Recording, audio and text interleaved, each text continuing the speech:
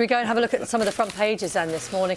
I mean, it is really serious stuff. Here's the Sunday Times reporting that more than 1 million people, most at risk from coronavirus, have received personal letters urging them to live at home in isolation for 3 months. We'll talk to Jason Leach, the National Clinical Director for the Scottish Government, about who exactly is in that category a little bit later on.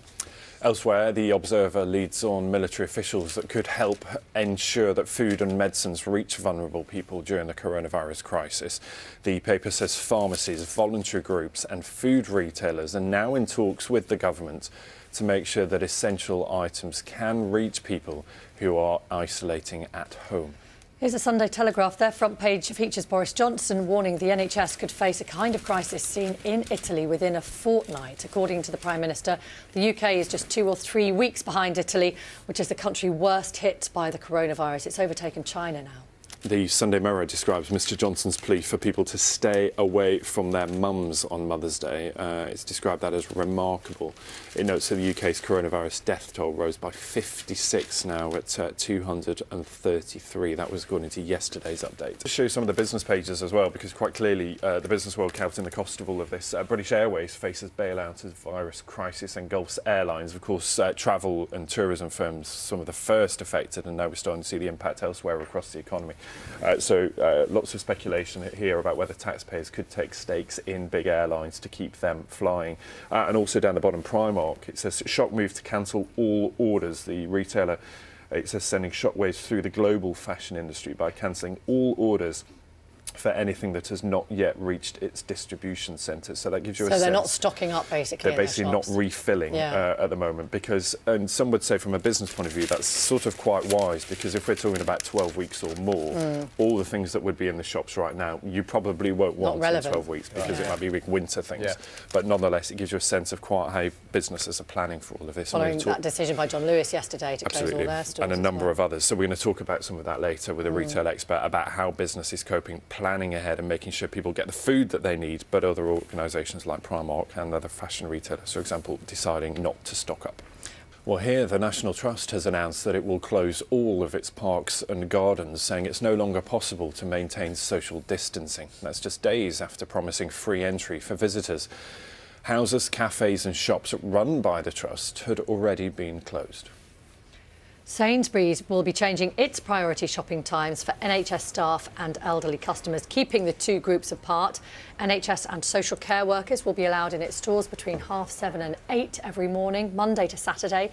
The elderly, disabled and their carers will have a dedicated hour between 8 and 9 in the morning every Monday, Wednesday and Friday.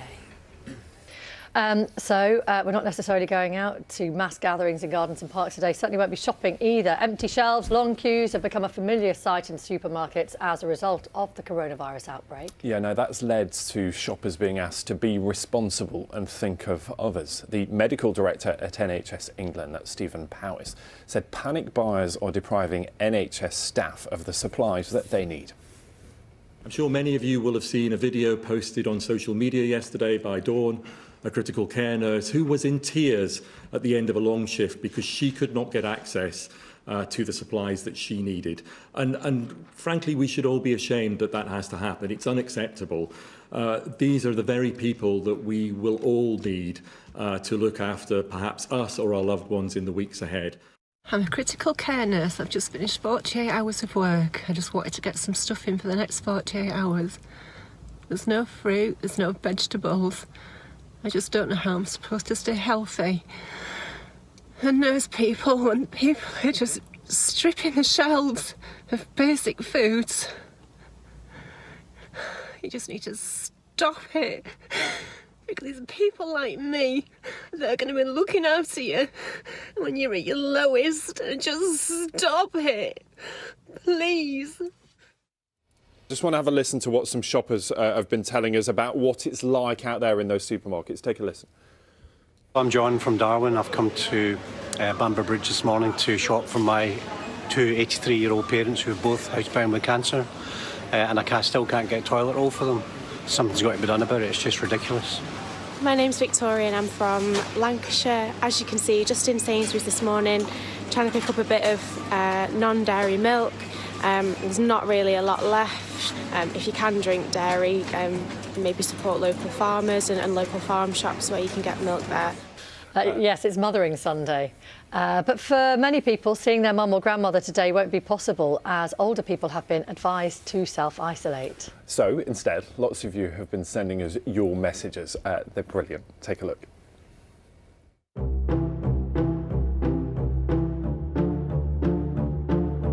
I'm Rodri Evans. My mother is Joan Evans.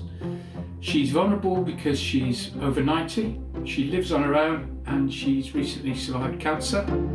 Keep going, Mum. Keep your spirits up and we'll all take you away to see the family after this is all over. Hi, Grandmummy. We miss you lots, but we are glad that you are keeping safe at home. Happy Mother's Day. Lots of love from Poppy and Oscar. Hi, Grandmummy. Hey Mum, just to say have a lovely Mother's Day. Without me, I'm in Guernsey because I can't fly in. You're a great grandma, great mother-in-law, great wife. Love you loads, have a nice day. Hi Mum, happy Mother's Day. Thank you for being the best mum ever, for always listening to me ramble about myself on the phone for hours, and thank you for offering to send me some pasta in the post when I couldn't buy any. Love you. Happy Mother's Day, Grandma Scotland. Happy Mother's Day, Grandmother. We hope you have a lovely day. Stay safe and remember to keep washing your hands. So sweet. I love that. Yeah, happy Mother's Day to all the mums out there. Happy Mother's Day to my mum as well. I was going to go over and see her today, but I'm not going to. So, are you, for your Mother's Day, is it a break for you because you've got the kids at home? Well, not really, because they sort of want to spend time with you. I mean, a nice Mother's Day is if they just went off somewhere else and Actually, left me on my own. Put them all in the garden, you'll be all right. Yeah, a couple of hours. But yeah, a happy Mother's Day to my mother as well, if she's awake. Yeah, I'm assuming mine is, but hey. We've been asking you to send in your videos, pictures, messages to your mums this morning. So, and Shelley has sent in this picture of her mum. She says, happy Mother's Day to my beautiful mum.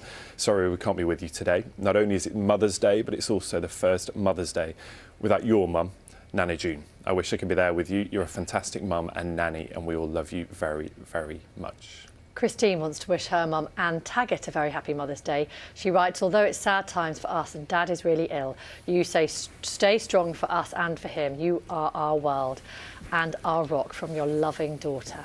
Well, Nagina says, I just want to wish my mum a very happy Mother's Day. Please stay safe. Keep washing your hands. Good advice. Lots of love. And this is Michelle McLaughlin. She says, happy Mother's Day to my mum, my best friend. I love you so much.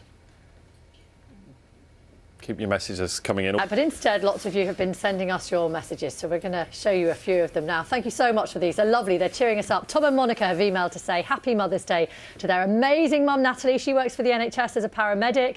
They say she is their inspiration. Oh, quite right too. Yeah, James, Will, Harvey and Maisie Daisy want to say happy Mother's Day to their mum, Samantha Saunders. They say you make each day special. We love you so much. Thank you for all you do for us.